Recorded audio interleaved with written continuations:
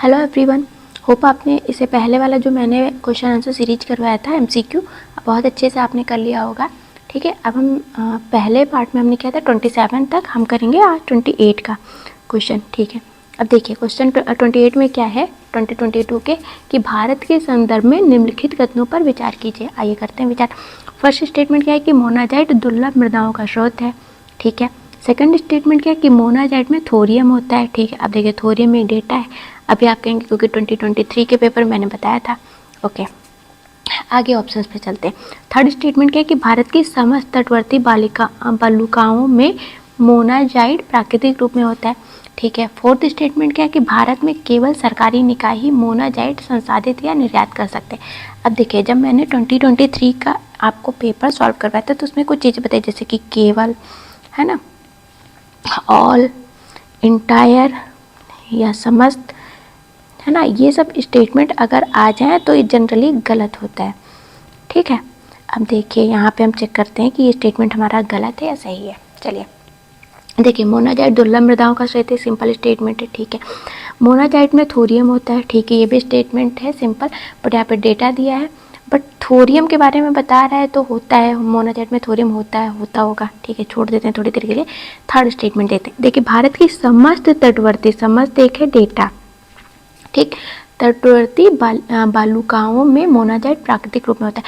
अब कोई चीज़ हर एक जगह थोड़ी हो सकती है ना। अब जैसे यूपी में कोई चीज़ फेमस है तो ज़रूरी नहीं ना दिल्ली में वो चीज़ फेमस हो या चंडीगढ़ में फेमस हो, तो ऐसा तो हो ही नहीं सकता, है ना। तो कोई चीज़ हर जगह तो नहीं उपलब्ध हो सकती ना। और सेकंड थिंग, प्राकृतिक रूप में भी हर चीज़ नहीं हो सकती। तो थर्ड स्टेटमेंट हो गया गलत। अब हम देखते हैं, आइए ऑप्शंस देखते हैं कि इसमें ऑप्शन क्या पूछा है कि उपयुक्त कथनों में से कौन सा सही है ना, यही तो दे रखा है।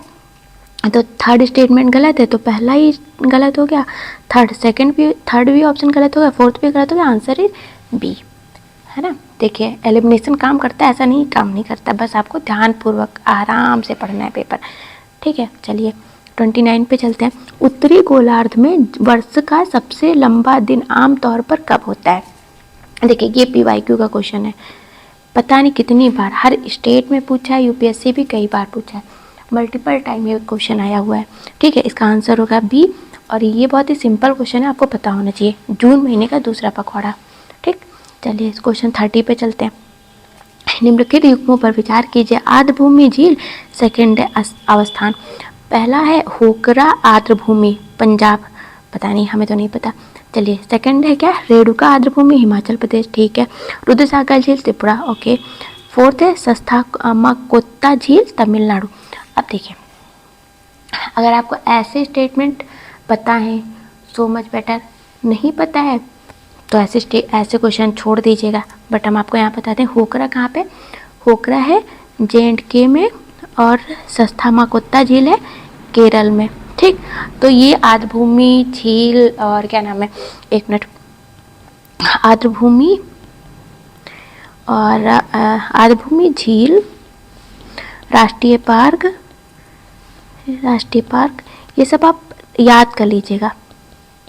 ठीक है, याद करना है। ठीक, इसका आंसर होगा 2, क्योंकि पहला गलत है और फोर्थ गलत है। ठीक, चलिए नेक्स्ट क्वेश्चन पे चलते हैं। नेक्स्ट क्वेश्चन क्या है 31।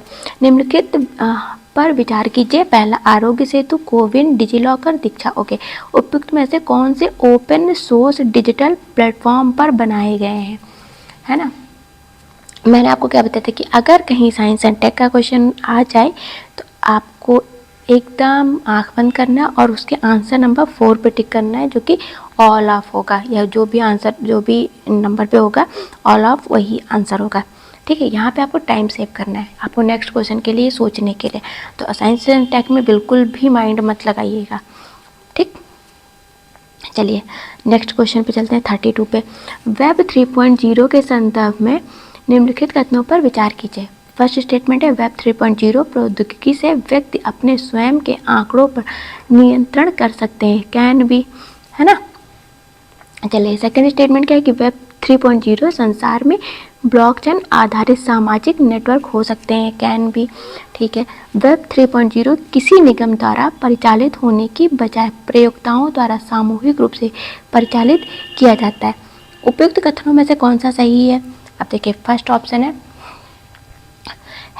First and second, two third, third है वन थर्ड और फोर्थ है डी। ये भी क्या है? साइंस एंड टेक का क्वेश्चन है, ठीक है, साइंस एंड टेक का क्वेश्चन है। टाइम वेस्ट किए, डी ऑल ऑफ देम सही होगा, ठीक। चलिए नेक्स्ट क्वेश्चन पे चलते हैं। ये सब चीज़ें करके आपको अपना टाइम सेव करना है, क्योंकि बहुत सारे ऐसे क्वेश्चन मिलेंगे जिसमें आपको माइंड लगाना पड़ेगा, चीज़ों को याद करना पड़ेगा, मेमोराइज करना पड़ेगा। तो ऐसी जगहों पे टाइम सेव करिए और उन जगहों पे टाइम यूज करिए। चलिए क्वेश्चन नंबर 33 पे चलते हैं। सॉफ्टवेयर, एक मिनट, हाँ, क्वेश्चन नंबर 33 क्या है कि सॉफ्टवेयर सेवा के रूप में, यानी कि सॉफ्टवेयर एज अ सर्विस, यानी कि सास कुछ होता होगा, पता नहीं, के संदर्भ में निम्नलिखित कथनों पर विचार कीजिए। करते हैं विचार। पहला स्टेटमेंट है कि सास कार्यकर्ता प्रयोक्ता अंतरापृष्ठ को अपनी आवश्यकता के अनुसार निर्धारित कर आंकड़ों के क्षेत्र में बदलाव कर सकते हैं, कैन भी आ गया, ठीक है। अब देखिए, सास प्रयोक्ता अपनी चल युक्तियों यानी कि मोबाइल डिवाइसेस के माध्यम से अपने आंकड़ों तक पहुंच बना सकते हैं, कैन भी, है ना। चलिए थर्ड स्टेटमेंट क्या है कि आउटलुक, हॉटमेल और याहू मेल सास के रूप में। देखिए यहाँ पे है, पहली बात तो ये है डेटा, है ना, बट साइंस एंड टेक का क्वेश्चन है, पहली बात, ठीक है। सेकंड, फर्स्ट ये है कि साइंस एंड टेक का क्वेश्चन है, सेकंड ये है कि ये है एक टेक्नोलॉजी, है ना। तो इसका आंसर क्या होगा? ऑल ऑफ देम, यानी कि तीनों ऑप्शन सही है, ठीक। अब यहाँ पे आपको टाइम सेव करना है, क्योंकि यहाँ पे अगर आप टाइम सेव कर लिए ना तो आप बहुत सारे क्वेश्चन एक्स्ट्रा अटेम्प्ट कर सकते हैं। चलिए यहाँ पे बिना माइंड लगाए आपको सीधे ऑल ऑफ देम का सही कर देना है। चलिए नेक्स्ट क्वेश्चन पे चलते हैं, क्वेश्चन नंबर 34 पे। निम्नलिखित में कथनों में से कौन सा एक जनसंचार माध्यमों में बहुचर्चित प्रभाजी कक्षीय बमबारी प्रणाली के आधारभूत विचार को सर्वोत्तम रूप से प्रतिबिंबित करता है? पहला ऑप्शन है कि अंतरिक्ष में अतिध्वनिक मिसाइल का प्रमोचन पृथ्वी की तरफ बढ़ते हुए क्षुद्रग्रह का सामना कर उसका अंतरिक्ष में ही विस्फोटन कराने के लिए किया जाता है, ओके। कोई अंतरिक्षयान अनेक कक्षीय गतियों के बाद किसी अन्य ग्रह पर उतरता है, अच्छा पता नहीं। थर्ड ऑप्शन क्या है कि कोई मिसाइल पृथ्वी के परितः किसी स्थिर कक्षा में स्थापित किया जाता है और वह पृथ्वी पर किसी लक्ष्य के ऊपर कक्षा को त्यागता है, ओके। फोर्थ स्टेटमेंट है हमारा कि कोई अंतरिक्षयान किसी धूमकेतु के साथ साथ उसी चाल से चलते हुए उसके पृष्ठ पर एक संग परीक्षित स्थापित करता है। अब देखिए इसमें एक ऑप्शन से मतलब पूछा गया है कि प्रभाजी कक्षीय बमबारी प्रणाली सबसे सर्वोत्तम रूप से प्रतिबिंबित कौन करता है। तो देखिए हमें कुछ नहीं आता इस ऐसे क्वेश्चन में, ठीक। तो हमें ये पता है कि हमने आपको बताया था कि जब कुछ सिमिलैरिटी मिलने लगे, ठीक है, तो आंसर उसी में से होगा। अब देखिए इसमें पहला और सी मिल रहा है, मतलब ए और सी ऑप्शंस मिल रहा है, बी और डी ऑप्शंस मिल रहा है, कुछ अंतरिक्षयान के बारे में यहाँ पे भी है, यहाँ पे भी है, ठीक है। भाई अंतरिक्ष में कचरा क्यों फैलाएंगे, लेकिन हमारा जो पहला स्टेटमेंट है वो ये कह रहा है कि अंतरिक्ष में विस्फोटन कराने के लिए कहा जाता है। अंतरिक्ष में कम कचरा है जो हम फैलाएंगे तो पहला तो गलत हो गया। अब पहला गलत हो गया तो मतलब कि कुछ सी ऑप्शन वाला होगा, फिर ठीक है। चलिए देखते हैं सेकंड ऑप्शन, देखते हैं कि कोई अंतरिक्षयान अनेक अच्छी गतियों के बाद किसी अन्य ग्रह पर उतरता है। जरूरी थोड़ी है कि वो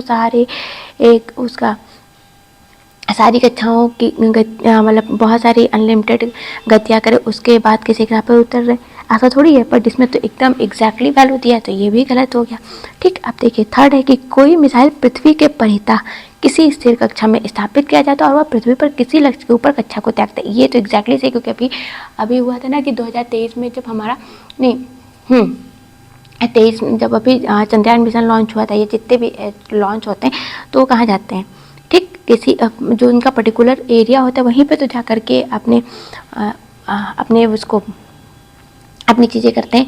तो ऑब्वियसली कि थर्ड ऑप्शन सही होगा, है ना। तो अब फोर्थ, बट फिर भी फोर्थ एक बात देख देते, कोई अंतरिक्षयान किसी धूमकेतु के साथ साथ उसी चाल से चलते हैं। भाई मैंने आपको बताया था कि साथ साथ एक है डेटा, अगर ये आ जाए तो ये होगा गलत, मतलब ऐसा स्टेटमेंट होगा गलत। तो फोर्थ भी गलत हो गया, आंसर इज सी। 35 में क्या है कि क्यूपिड शब्द का उल्लेख निम्नलिखित में कौन सा एक प्रसंग में होता है। ये तो आपको पता ही होगा, है ना। आइज क्लोज करिए और ऑप्शंस बी टिक करिए। क्वांटम क्यूबिट तो पता नहीं कितनी बार, पता नहीं कहाँ कहाँ, मतलब कहाँ आप नहीं सुनते होंगे। चलिए 36 साइंस एंड टेक का क्वेश्चन अगेन, निम्नलिखित संचार प्रौद्योगिकियों पर विचार कीजिए। अगर कहीं साइंस एंड टेक का क्वेश्चन आ जाए ना, खुश हो जाया करिए कि यहाँ पे भाई टाइम सेव करना है हमको। पहला क्या है कि निकट परिपथ यानी close circuit television, okay. Radio आवृत्ति अभिनिर्धारण, ओके। थर्ड है बेतार स्थानीय क्षेत्र नेटवर्क, ओके। उपयुक्त में से कौन सी लघु परास युक्तियाँ या प्रौद्योगिकियाँ मानी जाती हैं? क्या क्या मैंने आईज क्लोज करिए और ऑप्शन ऑल ऑफ देम टिक करिए, क्योंकि ऐसा इसमें क्या आप क्या हटा लेंगे कि निकट परिपथ में नहीं होता। अच्छा आप देखने के अगर कोई चीज़ 0.00001% भी होती है ना, तो मतलब वो होती है, ठीक है, तो वहाँ पे कुछ नहीं कर सकते। तो बस इसका आंसर होगा डी। चलिए 37 पे चलते हैं। निम्नलिखित कथनों पर विचार कीजिए। जैव परत यानी कि बायोफिल्म मानव ऊतकों के भीतर चिकित्सीय अंतरोपों पर बन सकती है, कैन भी, तो हो तो पॉसिबिलिटी तो किसी भी चीज़ की हो सकती है। सेकेंड ऑप्शन जैव परत खाद्य पदार्थ और खाद्य प्रसंस्करण सतहों पर बन सकती है, यहाँ पे भी कैन भी। थर्ड ऑप्शन की जैव परत प्रतिजैविक प्रतिरोध दर्शा सकती है, कुछ डेटा उटा दिया नहीं है, सिंपल सा सीधा सा स्टेटमेंट है, आंसर डी टिक करिए, ठीक, और आगे बढ़िए। चलिए 38 पे चलते हैं। अब देखिए 38 पे क्या होगा, प्राजैविकों यानी कि प्रोबायोटिक्स के संदर्भ में निम्नलिखित कथनों पर विचार कीजिए। फर्स्ट ऑप्शन है प्राजैविक जीवाणु और ईस्ट दोनों के बने होते होंगे, हमें क्या, अभी तो हम पढ़ते हैं, अगर 0.001% भी बने तो बने होते होंगे, ठीक है, मान लेते हैं, है ना। चलिए सेकंड ऑप्शन पे चलते हैं कि प्राजैविक में जीव खाए जाने वाले खाद्य में होते हैं, किंतु वे नैसर्गिक रूप से हमारी आहार नली में नहीं पाए जाते, ठीक है। प्राजैविक दुग्ध शर्कराओं के पाचन में सहायक है। अब जरा हम इसका इंग्लिश देखते हैं, ठीक है, एक मिनट, ठीक। अब देखिए यहाँ पे the organism probiotic are made of both bacteria and yeast, simple सा स्टेटमेंट है, मतलब सही होगा। सेकंड ऑप्शन में क्या, the organism in probiotics are found in foods we ingest but they do not naturally occur in our gut. भाई इतना negative statement है, बट वाइल बट का मतलब होता है कि बट नॉट, है ना, वाइल बट नॉट, ठीक। वाइल का भी मतलब होता है कि बट नॉट यहाँ पे ऑलरेडी दिया हुआ है, ठीक। अब इतना निगेटिव स्टेटमेंट ऑब्वियसली गलत होगा ये, ठीक है। साइंस एंड टेक का क्वेश्चन, बट अब इसमें वैसे भी all of the above answer नहीं है, तो आपको ऐसा कुछ देखना पड़ेगा कि भाई दो ऑप्शन है, मतलब कि कोई एक ही सही होगा। तो थर्ड ऑप्शन हो गया गलत, आंसर इज सी, ठीक। ये ऐसे नहीं आएगा, आपको प्रैक्टिस करनी पड़ेगी मल्टीपल टाइम, एक एक पेपर को कम से कम 2 4 5 बार सॉल्व करना पड़ेगा, खुद का डेवलप करना पड़ेगा एप्टीट्यूड, बस मैं आपको सिखा रही हूँ, ठीक है। चलिए कोविड-19 विश्व महामारी को रोकने के लिए बनाई जा रही वैक्सीनों के प्रसंग में निम्नलिखित कथनों पर विचार कीजिए। पहला है कि भारतीय सीरम संस्थान ने mRNA प्लेटफॉर्म का प्रयोग कर कोविशील्ड नामक कोविड-19 वैक्सीन निर्मित की है, ओके, की होगी, हमें क्या, हम तो आगे हमें तो पेपर सॉल्व करने, हम आगे बढ़ते हैं। सेकंड ऑप्शन क्या है कि स्पुतनिक वी वैक्सीन रोगवाहक वेक्टर आधारित प्लेटफॉर्म का प्रयोग कर बनाई गई है, ओके। कोवैक्सीन एक निष्क्रिय रोगजनक आधारित वैक्सीन है। अब देखिए पहली स्टेटमेंट क्या है कि भारतीय सीरम संस्थान एक डेटा, ठीक। अब देखिए ने mRNA 2 डेटा, प्लेटफॉर्म का प्रयोग कर कोविशील्ड 3 डेटा, भाई 3 डेटा भरा हुआ है, तो स्टेटमेंट कैसे सही होगा, तो फर्स्ट अगर कट गया तो पहला कटा, ये भी कट गया, ये भी कट गया, ऑप्शन इज बी, है ना। देखिए कितना सिंपल, कितने आराम से इसमें क्या नाम है एलिमिनेशन लग गया विदाउट सिंगल टाइम वेस्ट किए हुए। जब इतने सारे डेटा पढ़ जाएं तो साइंस एंड टेक का क्वेश्चन हो या किसी का भी हो, आपको उसको आराम से पढ़ना पड़ेगा, ठीक है। अब चलिए 40 पे चलते हैं। यदि कोई मुख्य सौर तूफान यानी कि सौर प्रज्वाल पृथ्वी पर पहुंचता है तो पृथ्वी पर निम्नलिखित में से कौन से संभव प्रभाव होंगे, पॉसिबिलिटी पूछा है इसमें, तो पॉसिबिलिटी तो कुछ भी हो सकती है ना, एक मिनट, पॉसिबिलिटी पूछा है, ठीक। चलिए आइए देखते हैं क्या क्या पॉसिबल हो सकते हैं। फर्स्ट ऑप्शन क्या है कि जीपीएस और द्विक संचालन यानी कि नेविगेशन प्रणालियाँ विफल हो सकती हैं, पता नहीं हो सकती हैं कि नहीं हो सकती हैं, देखते हैं, ठीक। चलिए एक मिनट। सेकंड क्या है कि विषुवतीय क्षेत्रों में सुनामियाँ आ सकती होंगी, थर्ड क्या है कि बिजली ग्रिड क्षतिग्रस्त हो सकते होंगे। फोर्थ क्या है कि पृथ्वी के अधिकांश हिस्से पर तीव्र ध्रुवीय ज्योतियां घटित हो सकती होंगी, पता नहीं। चलिए फिफ्थ पे देखते हैं कि ग्रह के अधिकांश हिस्से पर दवाग्नियां घटित हो सकती होंगी। सिक्स ऑप्शन है उपग्रहों की कक्षाएं विक्षुब्ध हो सकती होंगी। सेवन क्या है कि ध्रुवीय क्षेत्रों के ऊपर से उड़ते हुए वायुयान का लघु तरंग रेडियो संचार बाधित हो सकता है। अब देखिए क्या पूछा है इसमें, एक मिनट, एक सेकंड। इसमें पूछा है कि दिए गए कोड का प्रयोग कर सही उत्तर चुनिए। चुनते हैं उत्तर सही, एक मिनट। हाँ, जीपीएस और द्वीप संचालन प्रणालियाँ विफल हो सकती हैं, ठीक है, मान लेते हैं अगर हो गई तो। ठीक, विश्वतीय क्षेत्रों में सुनामियाँ आ सकती हैं। एस पर्टिकुलर विश्वतीय क्षेत्रों में ये क्यों आएंगी, और कहीं नहीं आ सकती क्या? तो ये तो गलत हो गया है ना। आइए, बिजली ग्रिड क्षतिग्रस्त हो सकते हैं, ये पर्टिकुलर दिया है, देख लीजिए, इसलिए ये गलत हुआ। अगर पर्टिकुलर ना दिया होता, ये दिया होता है कि विभिन्न स्थानों पर सुनामी आ सकती है, तो ये सही होता। ठीक है, अब बिजली ग्रिड क्षतिग्रस्त हो सकते हैं, तो ये तो नॉर्मल स्टेटमेंट है। फोर्थ है क्या है कि पृथ्वी के अधिकांश हिस्से पर तीव्र ध्रुवीय ज्योतियां घटित हो सकती हैं, ये भी सही है। अब देखिए फिफ्थ क्या है कि ग्रह के अधिकांश हिस्से पर दवाग्नियां घटित हो सकती हैं। ऐसा कहाँ हो सकता है भाई? ठीक, ऐसा थोड़ी, यहाँ पे ग्रह पे दिया है, पृथ्वी होता तो मान लेते, लेकिन ग्रह पे क्यों होगा? ऐसा थोड़ी होगा कि ग्रह पर्टिकुलर एक डेटा दे दिया तो ग्रह पे थोड़ी होगा, तो ऑब्वियसली ये गलत हो गया। अब सीधे मतलब देखिए, अगर आप इसको ध्यान से नहीं पढ़ेंगे ना, तो आप अगर ऐसे जल्दी पर पढ़ेंगे तो आपको ये दिख जाएगा कि पृथ्वी लिखा है और आप सही कर देंगे। इसीलिए बहुत ध्यान से पढ़ना है। तो ग्रह नहीं होगा, ग्रह पे तो सिर्फ पृथ्वी थोड़ी, ग्रह तो बहुत सारे होते हैं ना, 9 ग्रह हैं, तो सिर्फ पृथ्वी यहाँ पे किसी पर्टिकुलर ग्रह की बात थोड़ी कर रहा है। ग्रह की बात करें तो सारे ग्रह हो सकते हैं, तो जरूरी थोड़ी सब ग्रहों पर हो। तो फिफ्थ भी कट गया, अगर हम फिफ्थ काट दे तो ये भी कट गया, ये भी कट गया, ये भी कट गया, आंसर इसी हो गया हमारा। ठीक, देखिए एक पर्टिकुलर एक स्टेटमेंट एक ऑप्शन कटने से आंसर आ जाता है। ठीक है, एक मिनट। हाँ चलिए नेक्स्ट क्वेश्चन पे चलते हैं। 41 जलवायु कार्रवाई ट्रैकर यानी कि क्लाइमेट एक्शन ट्रैकर, जो कि विभिन्न देशों के उत्सर्जन अपचयन के लिए दिए गए वचनों की निगरानी करता है, क्या है? कुछ पूछा है कि ये कोई जलवायु कार्रवाई ट्रैकर है, उसके बारे में पूछा है कि ये क्या है। ठीक, देखते हैं क्या है। पहला ऑप्शन है अनुसंधान संगठनों के गठबंधन द्वारा निर्मित डेटाबेस। ओके। बी ऑप्शन क्या है कि जलवायु परिवर्तन के अंतर्राष्ट्रीय पैनल का स्कंध या विंग। ओके। थर्ड ऑप्शन क्या है जलवायु परिवर्तन पर संयुक्त राष्ट्र ढांचा अभिसमय के अधीन समिति। ओके। फोर्थ ऑप्शन क्या है कि संयुक्त राष्ट्र पर्यावरण कार्यक्रम और विश्व बैंक द्वारा संवर्धित और वित्त पोषित एजेंसी। भाई एक ये डेटा दे दिया संयुक्त राष्ट्र पर्यावरण, एक हो गया विश्व बैंक, दो डेटा है तो डी तो नहीं होगा, कट गया। अब देखिए समिति, जलवायु कार्रवाई ट्रैकर, एक कोई ट्रैकर की बात कर रहे हैं तो कोई समिति कैसे होगी, ये भी गलत हो गया है ना। अब देखिए अब यहाँ पे थर्ड ऑप्शन क्या है, सेकंड ऑप्शन क्या है कि जलवायु परिवर्तन के अंतर्राष्ट्रीय पैनल का स्कंद विंग, कोई ऐसा कैसे हो सकता है, तो ये भी कट गया। तो ये डेटाबेस है, ठीक है, क्लाइमेट एक्शन ट्रैकर, जो कि विभिन्न देशों के उत्सर्जन अपचयन के लिए दिए गए वचनों की निगरानी करता है, क्या है, तो एक ही डेटाबेस है। ठीक, मतलब विभिन्न जितने भी अनुसंधान संगठन विभिन्न एक सारे संगठन मिलकर एक डेटाबेस बनाएंगे जो कि ये ट्रैक करेगा। ठीक है, चलिए नेक्स्ट क्वेश्चन पे चलते हैं। ये कंफ्यूज करने का अगर, लेकिन हाँ एक चीज़ ये भी ध्यान रखिए कि जो 41 क्वेश्चन है, अगर ऐसे सिंगल वाले स्टेटमेंट मिल जाए ना तो बहुत ध्यान से पढ़िए।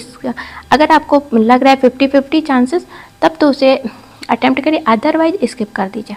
ठीक, ये जो मैं बता रही हूँ ना, ये जनरली रूल्स रेगुलेशन इस पे लागू होते हैं, जो ये मल्टीपल स्टेटमेंट वाले होते हैं क्वेश्चन।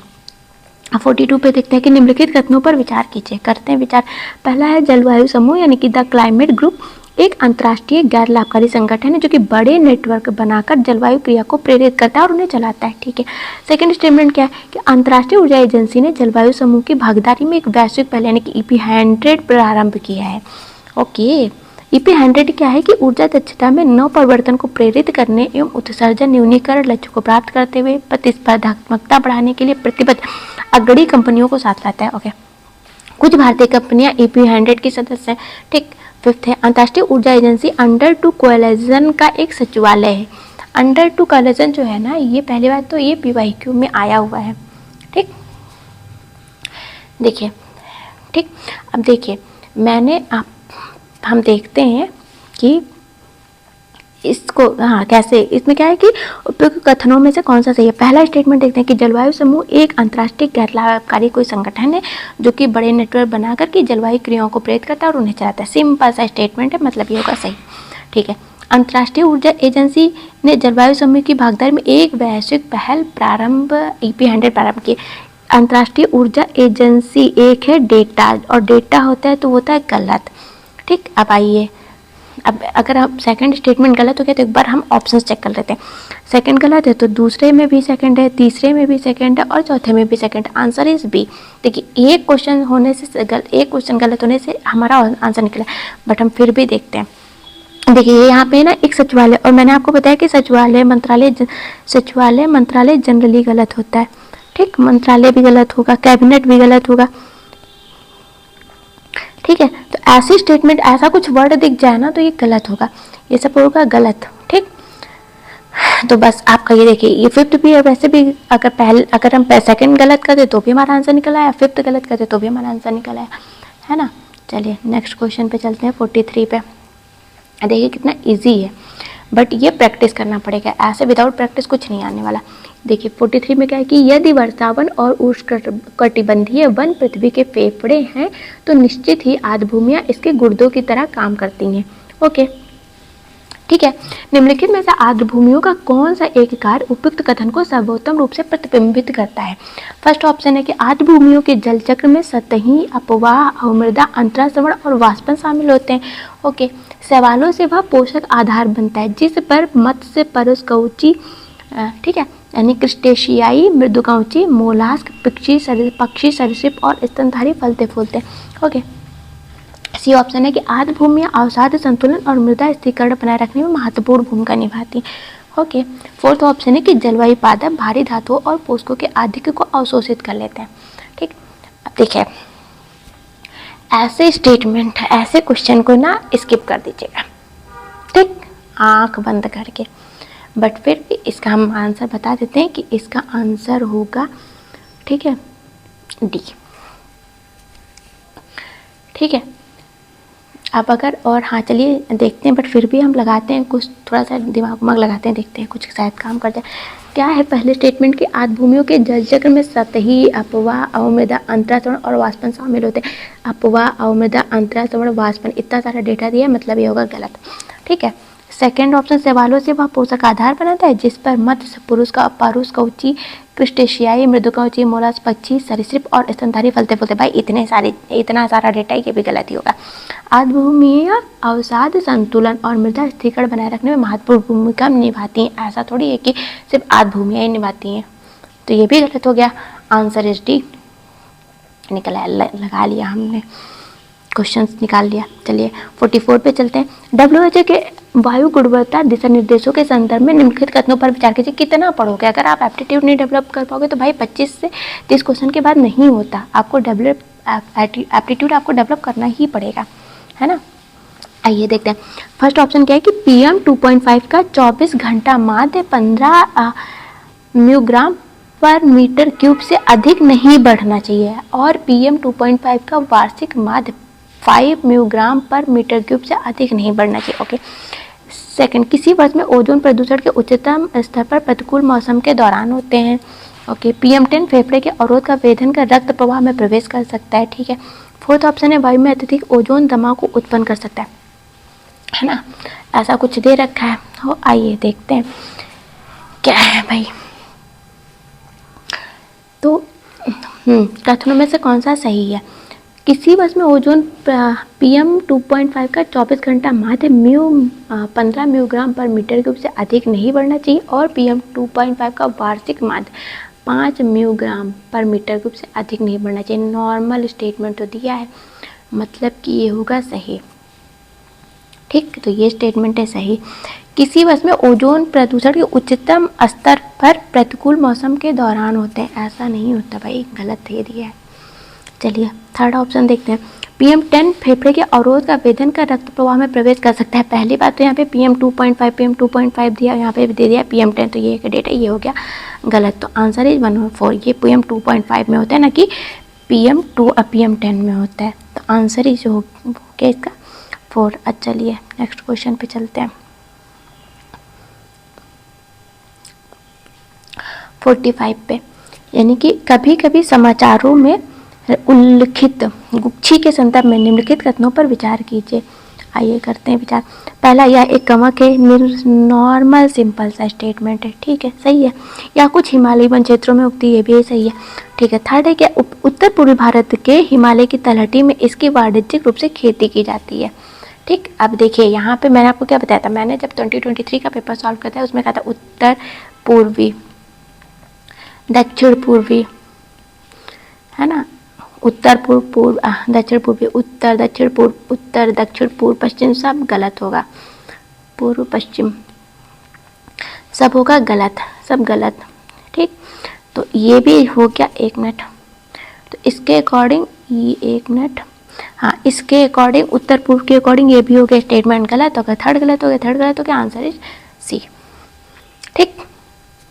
क्योंकि पहला एक सिंपल सा स्टेटमेंट है, कुछ यानी कि अगर 0.001% भी कोई चीज़ सही होती है तो वो कुछ में आती है, यानी कि सम वाले स्टेटमेंट होते हैं सही। तो ये भी यानी कि बी ऑप्शन सही हो गया। 46 पे चलते, पॉलीएथिलीन ट्रैफ्थेलेट के संदर्भ में जिसका हमारे दैनिक जीवन पर बहुत व्यापक उपयोग है, निम्नलिखित कथनों पर विचार कीजिए। ओके, पहला स्टेटमेंट है कि इसके तंतुओं को ऊन और कपास के तंतुओं के साथ उनके गुणधर्मों को प्रबलित करने हेतु सम्मिश्रित किया जा सकता है, ठीक है भाई, देखते हैं सम्मिश्रित किया जा सकता है कि नहीं किया जा सकता है। ओके, सेकंड स्टेटमेंट क्या है कि इससे बने पात्रों को किसी भी मादक पेय को रखने के लिए उपयोग किया जा सकता है। अगेन कैन बी वाला है, कैन बी, यहाँ पे भी कैन बी, ठीक है। चलिए थर्ड ऑप्शन, इससे बनी बोतलों का पुनर्चक्रण कर उन्हें उनसे अन्य उत्पाद बनाए जा सकते हैं। ये भी एक सिंपल सा स्टेटमेंट लग रहा है, ठीक है। फोर्थ, इससे बनी वस्तुओं का भस्मीकरण द्वारा बिना ग्रीन हाउस गैस उत्सर्जन के आसानी से निपटान किया जा सकता है। क्या आपको लगता है कि ऐसा होगा, ऐसी पॉसिबिलिटी है? तो फोर्थ गलत हो गया, मतलब कि 2 ऑप्शन कट गए, ठीक। इससे बने पात्रों को किसी भी मादक पेय को रखने के लिए उपयोग किया जाता है, तो दूसरा भी गलत हो गया, दूसरा भी गलत हो गया, आंसर इसी। ऐसा थोड़ी होता है, ये अजीब सा एकदम एक्सट्रीम स्टेटमेंट है, ठीक। कि किसी भी पात्र में हाँ, किसी भी मादक पेय को रखने के लिए उपयोग किया जा सकता है, किसी भी मतलब कोई भी कुछ भी रख दो, तो ऐसा थोड़ी होगा। चलिए, कौन सा एक पक्षी नहीं है? Golden mahseer, Indian nightjar, spoonbill, white ibis. ये PYQ का क्वेश्चन है, इसीलिए कहते हैं PYQ इज मोस्ट इम्पॉर्टेंट, ठीक। अब इसमें पूछा है कि कौन सा एक पक्षी नहीं है, कौन सा लगता है नहीं है? गोल्डन मासीर नहीं है, ठीक है। ये ऐसे क्वेश्चन आए तो इस अटेम्प्ट करिएगा, अदरवाइज स्किप करना है। चलिए नेक्स्ट क्वेश्चन पे चलते हैं। निम्नलिखित में से कौन सा एक नाइट्रोजन यौगिकीकरण पादप है? अल्फा अल्फा, चौलाई, चना, तिपतिया घास, कुल्फा, पालक। नीचे दिए गए कोड का प्रयोग कर सही उत्तर चुनिए। ऐसे ना आजकल ऐसे क्वेश्चन बहुत आ रहे हैं, ठीक। और ये सेकंड थिंग, ये PYQ है, ये भी PYQ है, ठीक है। 48 भी PYQ ही है, आ चुका है इससे पहले, ठीक है। तो इसका क्या होगा? इसका भी आंसर होगा पहला, तीसरा, चौथा, ठीक। यानी कि अल्फा अल्फा, चना और तिपतिया घास ही हमारे क्या नाम है, नाइट्रोजन यौगिकीकरण पादप है, ठीक है। चलिए आंसर इज ए, बाकी नहीं है। अगर हम यहाँ पे पालक जानते हैं तो पालक काट दें तो ये भी, वैसे भी सारे ऑप्शन कट जाएंगे, पहला ही बचेगा। चलिए 49 पे चलते हैं। निम्नलिखित स्थितियों में से किस एक में जैव प्रौद्योगिकी की यानी बायोरॉक टेक्नोलॉजी की बातें होती है? किस में बात होती है? क्षतिग्रस्त प्रवाल भित्तियाँ यानी कोरल लीफ की बहाली में, ठीक है, पता है ये इसी में होती है, लेकिन बट फिर भी हम सेकंड ऑप्शन भी पढ़ लेते हैं, ऐसा नहीं है। पादप अवशिष्टों का प्रयोग कर भवन निर्माण सामग्री का विकास, नहीं, इसमें तो नहीं होता बायोरॉक का यूज। थर्ड है सैल गैस के अन्वेषण या निष्कर्षण के लिए वन क्षेत्रों की पहचान करना, इसमें भी बायोरॉक का यूज नहीं होता। फोर्थ ऑप्शन है वन या संरक्षित क्षेत्रों में जंगली पशुओं के लिए लवण लेहिका यानी कि सॉल्ट लिक्स उपलब्ध कराना, इसमें भी नहीं होता, यानी कि फर्स्ट ऑप्शन हो गया, ठीक। अब चलिए मियावाकी पद्धति, ये ना ये 2018 में विजन की टेस्ट सीरीज में था, मियावाकी विजन टेस्ट सीरीज में, ठीक है। ये 2018 से न्यूज में चल रहा है मियावाकी पद्धति, ठीक। अब देखिए मियावाकी पद्धति क्या है कि शहरी क्षेत्रों में लघु वनों का सृजन करना। ठीक है, यही इसका आंसर है। ये मुझे आता था क्वेश्चन तो मैंने तो तुरंत कर लिया था, जिसको नहीं आता उसको आप लोग छोड़ दीजिएगा भाई, उसके लिए कुछ नहीं कर सकते। ठीक है, चलिए ठीक है, बाकी के क्वेश्चन हम करेंगे कल। तब तक आप लोग अच्छे से पढ़ते रहिए, रिवाइज करिए। ठीक है, चैनल को लाइक शेयर एंड सब्सक्राइब करिए। Thank you.